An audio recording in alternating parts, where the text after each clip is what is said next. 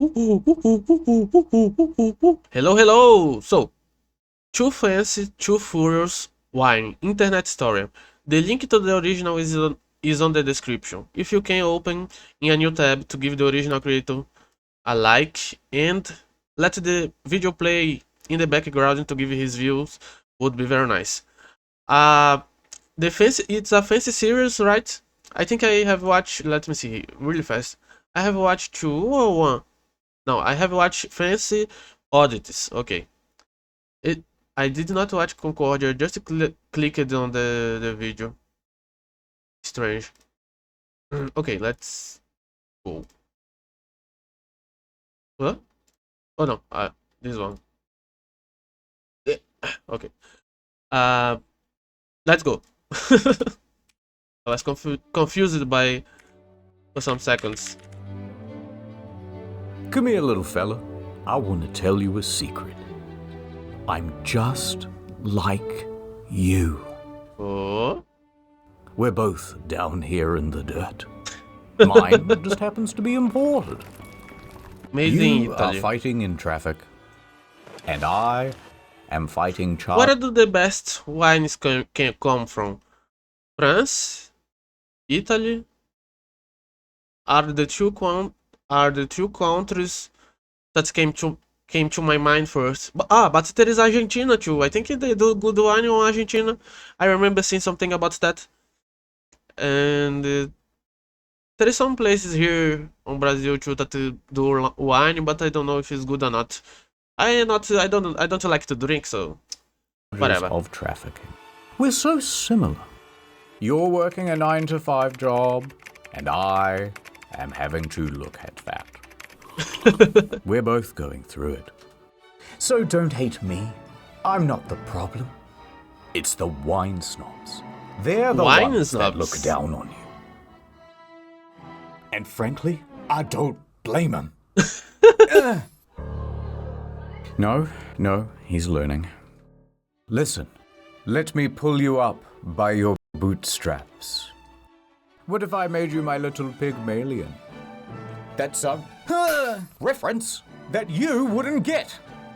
You know what? Pygmalion? Perhaps I shall make a series of videos that will give you some sort of clue about fancy things. Yes, that's what I'll do. Something to give you just enough information to bluff your way through a fancy dinner. Did you know that Da Vinci painted the Mona Lisa? Somebody had to hold open the gates for the barbarians. Why not me? So Ah. let's look at... Wait, let me hear you again. Yes, that's what I'll do. Something to give you just enough information to bluff your way through a fancy dinner. Ah, okay. Did you know that Da Vinci painted the Mona Lisa? Somebody had to hold open the gates for the barbarians. Why not me? So let's do it. Let's look at... Let's go. Let's learn about wines. wine. The Mountain Dew of upper society. With wine, there is only one rule. What it is? Kill or be killed. What the fuck? And if you want to survive the night, here are 6 things you should know about wine. Okay, let's To see. you muggles, the words You're on not these nor. bottles must seem like a mystery. Pie not no ire? But us landlords, we, the pink Himalayan salt of the earth, we know what they mean. They are Ah, okay. grape names. Ah, Look upon nice. this grapevine. It makes grape berries. Now, there are many different species of grape berry. There is And whatever the green berry and species is purple. will determine I the think. type of wine. This is Chardonnay, so it will make Chardonnay. Merlot Ah. grapes, they make Merlot wine. Grape name Wait, there's something Chardonnay. here on the side. Merlot grapes? Technically is a little more complicated than this, because many wines are blends made from more than one type of grape. But it's 99% true. Oh, They make Merlot wine. Grape names are mostly French. Gross. But for example, in English, Pinot Noir means black pine, because it kinda looks like a black pine cone, if you squint. mm-hmm. Here's some of the other names. You can pause it. I'm busy. Wine Let grapes me are see. not... Here's some of the other names. You can pause it. I'm... Pinot Grigio, Grapevine, Sauvignon Blanc, Wild White, Cabernet Sauvignon, Wild Cabernet. The Cabernet bit means something like black grapevine. Merlot essentially means little blackbird. Shiraz, Auscored Syrah, sort of is complicated. Named after a city in present-day Iran. Chardonnay, named after a village called Chardonnay, from the Latin cardus, meaning wild thistle or artichoke. Busy. And the last one, I Here's some of the other could names you could not pause it. I'm catch. busy. Here. Riesling. Possibly from a Middle-High German variant of Riesling, meaning soot. So called because the grapes tend to develop black spots when ripe. Okay. Wine grapes are not like the kind you get at the supermarket. Those are table grapes. You can think of it kind of like the difference between Ooh, cooking the chocolate sound and of, regular chocolate. of eating. You can eat them. Ugh. But they're overly sugary and kind of full of seeds and just not as nice to snack on. So the grape type is the main word on the bottle, but sometimes there are other words as well. For example, this Bourgogne. What the hell is a Chablis? It's all regions. Allow me to the regions explain that they make through the medium the wine. of song. There's Chianti and Piedmont, and also there's Burgundy. Don't forget Chablis Bordeaux. This one's from Italy, this one's from Italy, this one's from France, this one's from France, this one's from France, this one's from France. They're all from France. We're France and Italy. Look, the general rule is, if you see a term you don't understand, it's probably just the French or the Italians being all la-dee-da about their particular region. All right, let's move on to price. Come on, I know a place. The price is kinda high, right? I believe wine is one of the drinks, alcoholic drinks that have the most high price. I can tell by the name on the sign. Now, don't embarrass me, I didn't bring my ID. Fiddle TD, look at all these bottles. So many options. Ooh, a cheeky $200 bottle. And here, oh, a $20 bottle. Now, I bet this $200 bottle tastes way better, right? Like it's got to be 10 times better than this one. That's just basic Maybe, math. I don't know. Go on, though. You I don't know choose the anything about the wines. one. Oh, no. Well, it was supposed to be a trick question, but they both taste pretty similar, right? There's not some threshold that you get to where it gets more expensive, and then it tastes better, and then more expensive again, and it tastes even better, until it gets so expensive and so incredible that it's like What nothing the hell you've is ever had before. image? Break through the conditioning. This is just old grape juice. Now, if you're a little bi-curious about a more expensive bottle, sure, why not? Gold letters grace the label, hand engraved by goldsmiths. Famed wine critics described the taste as mind-boggling. But realistically, after about $60, the flavor doesn't get much better. In fact, it plateaus out and it can even go down. So The best quality to price ratio is the all price- the way over here, much lower, about $20. That's how much you should spend on a bottle of wine. Now, some so why the people will price say, is That so high? putting my heart and soul into this thing. I'm making an art, a form of art. How much is that worth? How much is art worth? about Oh. $20. Deep? But what about the Vintage? Vintage. Well, look at this. A couple of cromulent slender necks. And they're the same price as well. But this one is from 2019, and this one is from 2022. Well, surely the older one is the better one, right? Right. No. No? Many people think that the wine aging goes like this. Yes, that was how I used to think until this moment, right now. And the flavor just keeps getting better over time. Wrong, wrong, wrong! The wine at the store has already been aged at the winery. I don't need to be more aged by sitting on this shelf and just collecting dust, or spending true. years at the back of your pantry at home. If I'm for sale, I'm ready to be consumed. I'm ready to have your hot lips wrapped around me. In fact, the general rule goes a corked bottle should be drunk within 5 years, and a capped bottle within 1 year. Come, there's more. Let's pretend I am a waiter at a restaurant. You happen to be wearing a shirt, and so I have mistaken you as a paying customer. As a waiter, the first thing I will press you about will be food pairings. White wine with fish? A Merlot with pork? Well, kid, I have no I'm gonna idea have to about pair anything. this truth nugget with something you don't want to hear. Okay. The food pairing doesn't really matter. Ah, It's all completely subjective. It's cuisine by horoscope. It's food. there are some general guidelines that can be useful, but there are so many exceptions, and it's also subjective with, yeah, this, but not, but no, not that.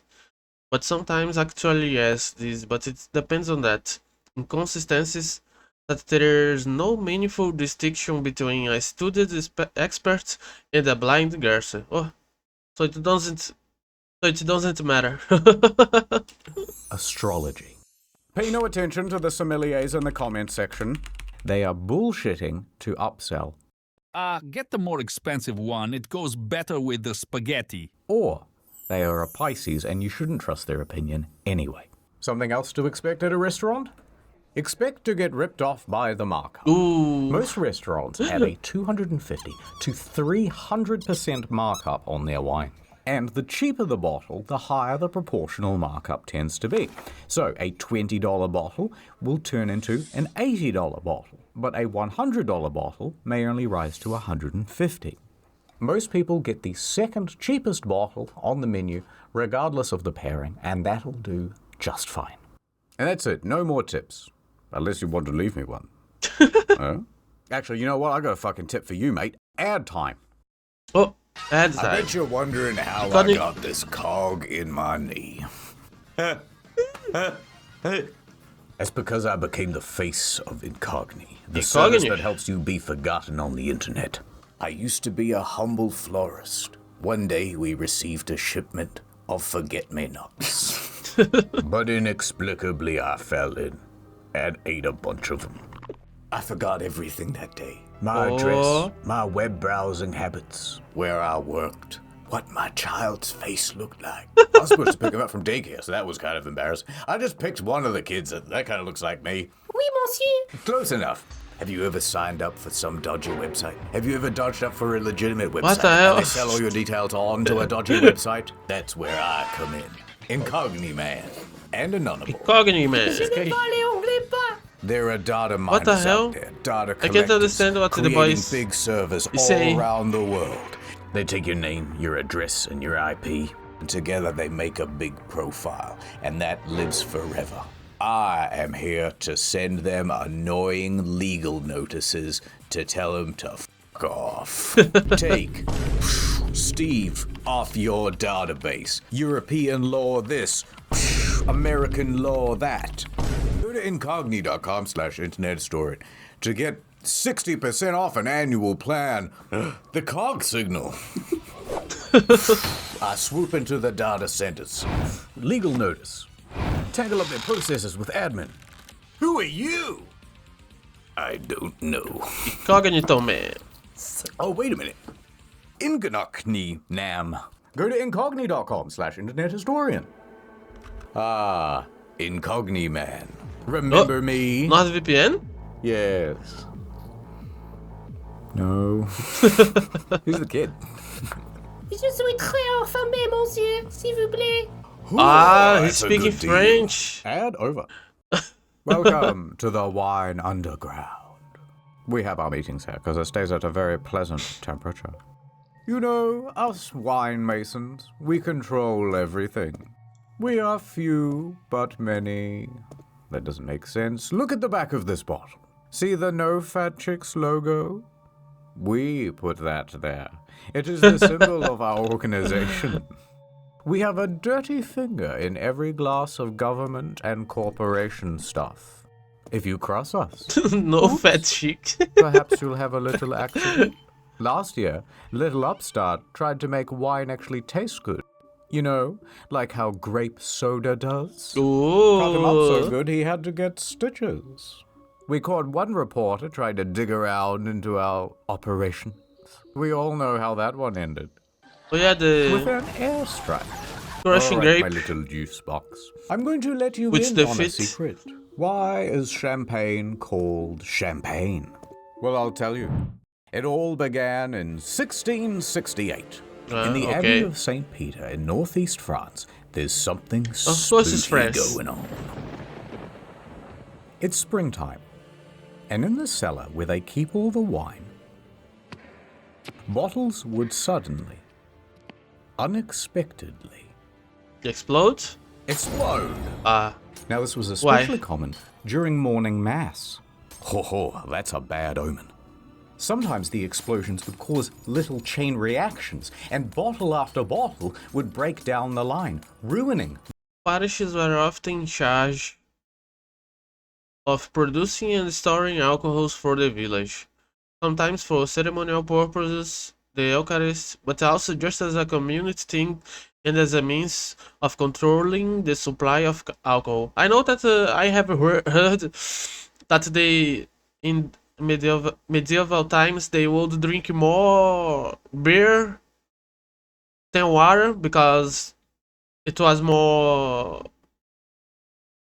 healthy, I think, because I could be wrong, but it's because they couldn't have a supply of clean water all the time, and beer was easier to maintain or something like that. I could be wrong. I don't remember right what was said to me. Just that they used it to drink more beer than water. beer, beer was a day-to-day thing. The majority of the crop. The peasants were frightened and also parched. Sacre Bleu, lay wine. What is happening? The monks would refer to this as the devil's wine. Le wine is cursed. Le God, he must be anger at us.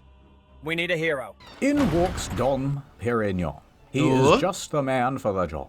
A Benedictine monk at the abbey. He's got a new role, the cellar master. And it's his mission to find out what the hell is going on here. So Dom starts looking at all the bottles. And what he figures out pretty quickly is that the wine itself is releasing gas. The gas builds up pressure, and why that is happening, he doesn't know. But it's his job to stop it. So he gets to work, trying all sorts of things to stop his mortal enemy. The bubbles. In the first year, he tried insisting that only the youngest grapes be picked. Perhaps this will stop your bubbles. And it didn't.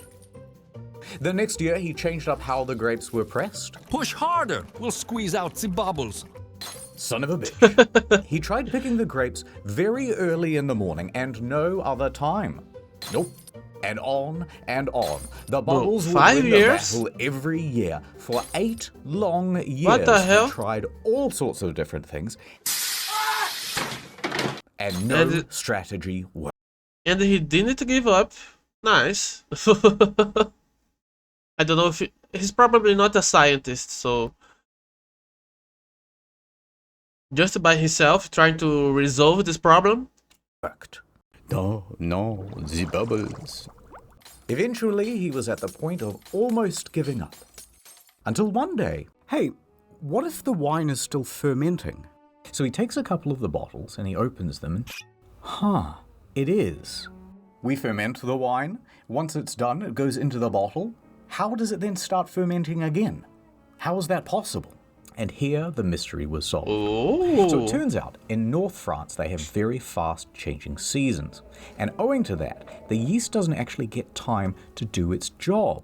Instead, it would get cold very quickly in the winter, and all the yeast would go dormant. Then the winemakers would go, oh, brilliant, fermentation slowed down, it must be done. They would then bottle it, and they would store it. But once summer came back around, the process would spring back to life, and carbon dioxide would build up and...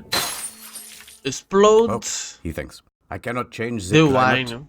Perhaps I shall not win the war against the bubbles. Now, the bubbles are his enemy, and he has another enemy. The English. Therefore, the enemy of his enemy or something. Anyway, he starts talking to the English, and he goes, "Hey, how do you guys stop your bottles from exploding?" And the British go, "You what, mate? Core! Well, peep at how thin the bloody glass be in it. Thin glass is the problem. Thank you for using this text-to-speech preview. What the for fuck? a paid version, please go to..." See, the English have created new coal-fired bottles with much thicker glass. Then they put a cork in the top, and it allows them... The growth of England's population and the industry led King James I to be concerned that the forests would be overharvested and stripped bare. That was especially a problem at the time because it would mean not enough timber for the navy to make ships. Yeah, the English took the world by ships. So he passed the law heavily restricting deforestation. The English then, out of necessity, shifted to using coal for its manufacturing processes, which burn a lot hotter than wood, ideal for glass making. This new tech meant they could make better and sturdier glass bottles. Okay. To make very foamy beer. That's right. He could just use thicker bottles and he won't have to worry about stopping the bubbles at all. So Dom goes running back to France. He's panting, he's sweating, and there's bits of brie on his shirt. He's going, better bottles, better bottles. Everyone's confused and terrified, but they give it a shot. And there it was. The people of France loved it. I love this new style. Even the French royals were enjoying new wine, TM. He even Nice. started adding extra yeast and sugar to really get the bubbles going. And so Dom Perignon had created what we call today Champagne. Now, there's a 19th century marketing campaign that says the moment he uncorked his champagne for the first time, he tried it and said, come quickly, I am tasting the stars." But that's actually a myth. He never really said that. But there's still a problem. And It's ought this to be one, funny. Dom cannot fix. The pulp. If you bottle wine while it's still fermenting, so that you can keep the bubbles in, you're also trapping in a bunch of dead yeast and debris and gross particles too. Also, it's all cloudy. No, we want it clear. We want it crystal looking. How will we ever solve this problem? Dom dies. Ooh. He was an old man. 1805. In walks Madame Clicquot. She's just the man for the job. I'm also French. I have come to remove all the little beats. I will clench my teeth together and go pitu back into the bottle. Now, Madame Clicquot was a very shrewd lady. Her Oh. husband died when she was in her early 20s, My husband is dead. Lol. and part of the estate she was bequeathed What the included fuck? a winery. She immediately got to work, making it into a successful business. Nice. I shall invent a process called lay riddling. Here's what you do, right? You put these bottles on a rack at a 35-degree angle with the top facing down. Every 2 days, she would give the bottle a little shake and slightly increase the angle. After 8 to 10 weeks, all of the sediment would come to rest in the neck of the bottle. Oh. Quick tangent. Did you know that when you increase the salt concentration in water, you can drop its temperature down much lower without it freezing? Tangent over. So she takes this sub-zero salt water and dips the neck of the bottle in there, then lets it sit until the neck freezes. Now you have a sort of frozen cork filled with all of the gross pulp. Ah, And then nice. you simply pop off the top. And the Pop whole thing off. goes shooting out as a fun prank for your friends and family. Then they add in a little more extra base wine and sugar and leave it to age. And with that, Clicquot has just created a clear, sparkling wine. Nice. And that is Ridley. And Madame Clicquot is... The Riddler. Aye. So Dom Perignon and Madame Clicquot are both credited as the godfather And godmother of champagne. Of champagne. Today, the Nice. Dom and Clique brands are owned by LVMH, the same parent company that owns Louis Vuitton, Tag Heuer, Tiffany & Co., Hennessy. Actually, pretty much every luxury brand. But is, why is it called... is ours the same families and conglomerates owning everything, not only on luxury goods but in other spaces too. If you look it up, you see that the same conglomerates dominate and own a big part of any industry that you look up. Called champagne. Well, that's because it comes from the Champagne region, you dummy. And anything else with bubbles is just sparkling. Sparkling wine is the higher order term. So champagne is a type of sparkling wine. There are many other different types of sparkling wine, Prosecco probably being the most notable. Although its production process is different, as instead of being fermented in the bottle, the wine is fermented in high pressure resistant metal casks. Madame Clicquot also arguably invented the rosé. Also, many of the first champagnes were made using red wine grapes. Ah, okay. Wine.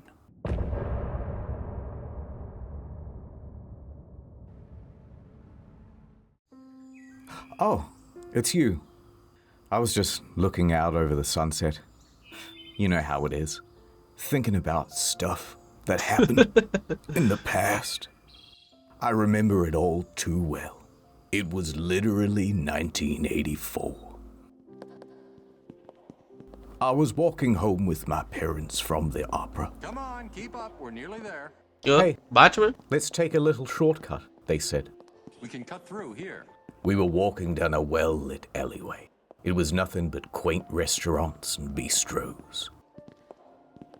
Then suddenly, a man holding a bottle of Shiraz came out of nowhere. Just a tipple, he said. I was terrified. I knew nothing about wine. Go on, he said. My hands were shaking, knees weak, arms heavy. And the parents. Complex aroma, wouldn't you say? Very good tannins. Oh, really? Yep. What's a tannin? I don't know. My parents died from embarrassment right there on the spot. No. I'm sorry, Daddy. Just a tipple. It's too late for me, but I don't want the same thing to happen to you. That's why we have to learn about how to serve wine. Oh, nice. Not that I think I will ever drink. So you've bought a bottle of wine to show your friends and family how successful and sophisticated you are. Just to take a taste, but I don't really like. Painted the Mona Lisa. So let's go through how to serve the big three. White, red, and champagne. Let's say you've bought champagne. Oh. That bottle goes in the fridge. Champagne is served cold always. To open, peel off the foil and do not aim it at your face. Then twist off the metal thing. If you want people to think you're fancy, use the proper word, muselet. Muselet. It helps to contain the pressure. Again, don't aim this thing at your face. It's really worth repeating. The PSI inside a champagne bottle is 70 to 90. That puts it in the same league as a nail gun. Woo. So the cork comes out at about 50 miles an hour. So it hurts. And if you're in a house, you want to hold onto it very firmly with your hand. If you're Bezos, or you just won the Grand Prix, fling it over some ladies. But if you want to be really fancy, you can use a sword. Oh yeah. This has been a... You see, there is some people that can do it and others not. There is some that break the thing. I saw some videos. There is always videos of people trying to do this way. Tradition for a couple hundred years, popularized by Napoleon. After each victory, the army would use their sabers to crack one open for the boys. But the sword's just ceremonial. You can use pretty much any blunt object to knock off the top. And a shoe, break this fish head. If it's cold, it shouldn't fizz over too much, but you might want to have someone on the side with a ready glass. The glass type should either be a tulip or a flute. Although, if you've seen The Great Gatsby, you may notice that they use these. Up until the mid-1900s, people used coupes. That's because, back in the day, excessive effervescence wasn't very cool. So these cups helped actually dispel the bubbles faster. In fact, sometimes they'd even use a small whisk or a fork to dissipate all the bubbles. Now, there's actually an old myth that the shape and size of the coupe was molded from one of Marie Antoinette's buboes. But it's probably not true. Eventually, bubbles became a fancy feature, so the flute was adopted. They can be made from glass, I think people but preferably like they're made from crystal, so that they shimmer as much as possible.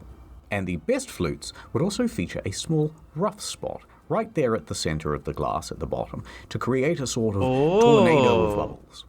Anyway, as you pour, tilt sideways so it isn't all head, and don't pour more than 2/3 full. Done. White wine. White wine is best served chilled too. 10 to 15 degrees though, not fridge cold. Use a small glass bowl and pour to about half full.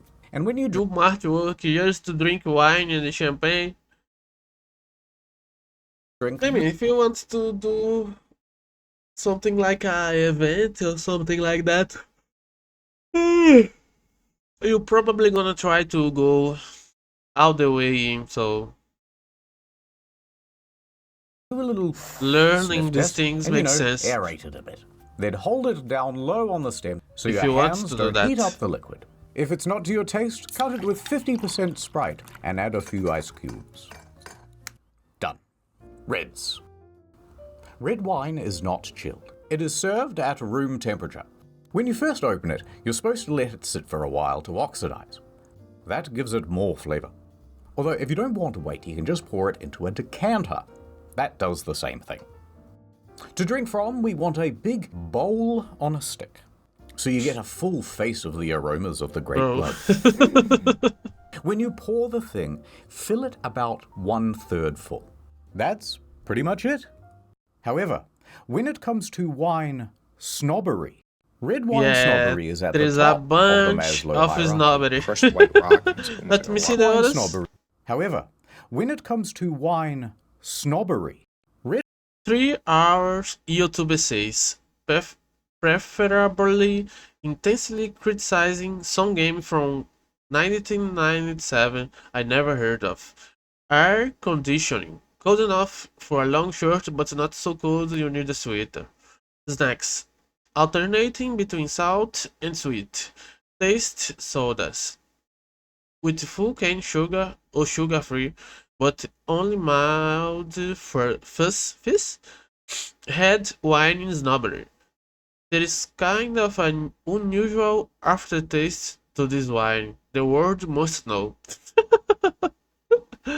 True. Wine snobbery is at the top of the Maslow hierarchy. Crushed white rock. It's like almost like a rock quarry.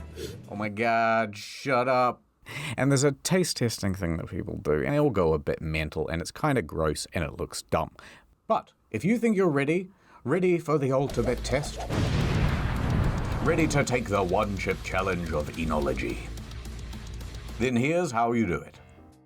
When the waiter comes over, insist on taking a teensy sample. Inspect for color, clarity, and legs. Legs refers to how viscous the wine is. Smell it. Smells like a red wine. Swirl it around on the table, making a loud scratching noise so that everyone knows you're a connoisseur. Swirling the wine glass is almost like turning up the volume on the stereo. When you taste it, you're supposed to get it over every part of your mouth, so that when you brush your teeth later, it's awful. Then take in big sips of air. This is where you comment on the texture and taste. Complex notes! You yell across the room. Now this is the best part. You can just make shit up about vanilla smatterings or citrusy undercurrents. I swear, there's a hint of blueberry. It's one of those things that's kinda true, but subjective enough that no one can really refute you. So make a big show of it. You can just bullshit your way through it. Ah, man, it's so stupid. Is a little bit of an earthiness, almost a graphite clay note to What this. the It's a fuck? little bit meaty. It's a little bit sort of rustic. There are definitely hints A here little bit meaty, a little bit rustic. of Monster Ultra sugar-free. If this is a taste test and you're sampling dozens of wines, you want to spit out the sample into this gross bucket so you don't get too drunk. Do not ask the waiter if you can drink from the bucket. It's the waiter's privilege and he's very protective of it. And that is how to serve What wine. the fuck was this scene? Okay, that's a lot of shitting on wine, people. And we shouldn't get bullied. But let me do a quick 180. Because overall, wine is good. And a little wine snobbery can be good also. Oh. Being into wine is one of the great dad hobbies. One day you will have a model train set in your basement, complete with a little walking path and the grass just right. The best part about this hobby is building. One day you will have a model train set. This is sick. Now I want to do one. How do I go about doing one of those? Bro, what the hell? In your basement, complete with a little walking path and the grass just right. The best part about this hobby is building the thing, getting it just perfect, and then making people sit there while you explain the little trains in excruciating detail of how they work. Now, the fun of Warhammer, that's when you save up for the little space marine man, you take him out of the packet, you put on a I never tried here because everything on my country is high price. So I never really had the money to buy things like that, you know? Action figures and things that I want. Only when I started to make money. Because I started to make money that when I pay the bills, I will have some to use. You know what I mean? Because until now, I just can't pay the bills, and that's it. podcast with some Warhammer in the background. Of all the Primarchs, Horus is the best kisser. I never watch anything about it. I know about it, of course, because it's a very known word. But I never watched any video about it. I see that there is some channels that do reactions of Warhammer videos. I could try, maybe. I don't know. You paint it yourself, and then you argue with your mates later about why the necrophiles are the best race. There are people that spend like tens of thousands of dollars on coffee machines and equipment. And then it takes like an hour to make a coffee, and it's like only 5% better, maybe, than the ones you get at the cafe. Now, I could be Mr. Killjoy and come in and go, what's the point of that? Why not just buy it from the cafe? Why not just get a pre-painted Space Marine? Why not have someone else just install the train set? But then there's no ceremony, there's no fun, there's no hobby. Yeah, wine is true. very similar. It's a just a hobby. little bit too obsessive about the thing, and being like, some lemon zest as well, lemon pith. Super tangy. Is the purpose of wine. It's the fun of wine, which is why wine is better than just some old grape juice. And you fucking wine loser snobs, you know what? You're all right. Nice. I learned something. And that's about it. There's just one last that thing I did not know the practical. About Come wine. on, my little nouveau biche. I booked out a whole restaurant. They serve some of the best blue whale caviar here. All right, you did it. You sat through the whole video without crying. I think this calls for a toast. Steady now. Whoop. Oh. Uh-oh. I can't believe you killed again. But it's okay. I feel like we're becoming close friends who can keep secrets and stuff. And because we're such close friends, I'm going to keep teaching you things. That's right. You're going to be just like me. Oh, God. I just cannot tell which of this is blood and which wine. By the way, this is the second video. If you haven't seen the first one, which is on Fancy at the Theatre, Go look at it over I still here. did not saw the But there's theater. also Fancy, the arts on Incognito. That's already live. I and saw there's the next new Incognito on its way. Do not forget story mode. Do not forget Incogni. And do not forget to dream. Okay, and that's it. One more incognito mode video for the channel. Yeah, the one that I watched was Fancy Audits. Here's my video. Ooh, that's a very bad thumb. Very small. I do my thumbs really fast on the canvas.